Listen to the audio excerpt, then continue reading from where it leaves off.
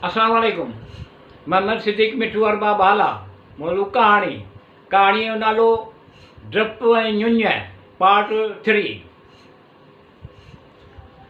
हैवान ज़ईफ़ कमज़ोर ते ताक़त वारा बरतर हूंदा आहिनि। ताक़त वारा हैवान ज़ईफ़ कमज़ोर हैवाननि खे घणो सताईंदा आहिनि। हैवाननि मां गोश्त खीर हासिलु कंदा आहिनि। सुवारीअ लाइ हैवान पालींदा आहिनि। उठ ढगे पाॾे ते सुवारी कंदा आहिनि। गॾ हाथी घोड़े ते सुवारी कंदा आहिनि।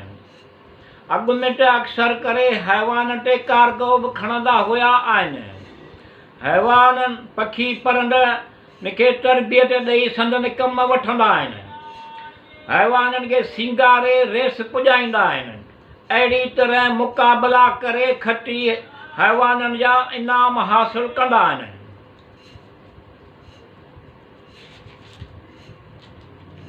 डप जानी माली नुक़सान घाटो थियण जो शराब ख़ौफ़। ञुञ जानी माली फ़ाइदो नफ़ो थियण जो ढव सिराव।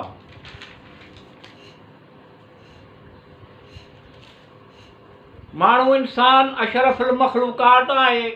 इंसान खे सुठी सुहिणी ख़ूबसूरत ताक़त सां अल्लाह ख़ालिक़ करीम पैदा कयो आहे। माण्हू इंसान खे अलीम ख़बीर रहीम अकुल ॾिनो आहे। माण्हू इंसान पोरियो महिनत करे अनाज पोखींदो आहे। माण्हू इंसान ज़मीन ते फ़सुल पोखींदो आहे। माण्हू इंसान उन्हनि फ़सुलनि जी सार संभाल कंदो आहे। अनाज कणिक बाजरी ज्वर मेवा पोखींदो आहे। सारियूं चांवर भाॼी बसर बटाटा टमाटा फ्रूट पोखींदो आहे। गर्मी मुद मौसम सीअ सर्दीअ जे फ़सुलनि जे लहण खां पोइ गॾु कंदो आहे। अहिड़ी तरह सां गर्मी मुद मौसम सीअ सर्दी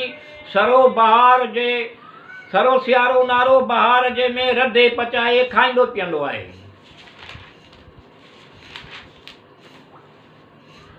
हज़रत आदम अलैहिस्सलाम हज़रत हवा जिन खे ज़मीन ते लाथाई नाग ऐं शैतान खे उनजो दुश्मन करार ॾिनाई। शैतान आदम अलैहिस्सलाम जिन जो दुश्मन कयाई बनायाई।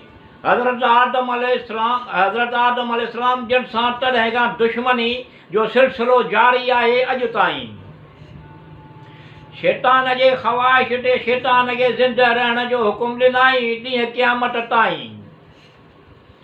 आदम अलैहिस्सलाम जिन खे फरमायाई शैतान आदम जो दुश्मन आहे ख़बरदार थियो ईअं फरमायाई। शैतान तव्हांखे मथां भुलाए शैतान जे चवण में न अचिजो फरमायाई। औज़ु बिल्लाहि मिन शैतान रजीम ईअं फरमायाई। अल्लाह रहमान रहीम जे नाले अल्लाह करीम जे नबीअ जी फरमाबरदारी करियो ईअं फरमायाई। अल्लाह रहमान रहीम जी अल्लाह करीम जे नबीअ जी फरमाबरदारी करियो ईअं फरमायाई। अल्लाह ख़ालिक़ करीम मलाइकनि खे पैदा कयाई। अल्लाह ख़ालिक़ कुझु मख़लूक़ ज़ाहिर ॾिसण में अचे थी पैदा कयाई। अल्लाह ख़ालिक़ करीम कुझु मख़लूक़ अहिड़ी जो ज़ाहिर में ॾिसण में कोन थी अचे पैदा कयाई। बक़ौल आलम अलुमा जे अल्लाह ख़ालिक़ करीम मलाइकनि खे हुकुम कयाई। हज़रत आदम अलैहिस्सलाम खे सजदो करियो। सभिनी मलाइकनि सजदो कयो। शैतान सजदो कोन कयो हुकुम न मञियाई। अल्लाह ख़ालिक़ करीम अहिड़ी तरह इब्लीस खे तड़े छॾियाई। मलाइकनि चयो अल्लाह रब ख़ालिक़ करीम खे असीं तुंहिंजी इबादत करियूं पिया आहियूं घणाई। हज़रत आदम अलैहिस्सलाम खे पैदा छो थो करी मलाइकनि खे फरमायाई।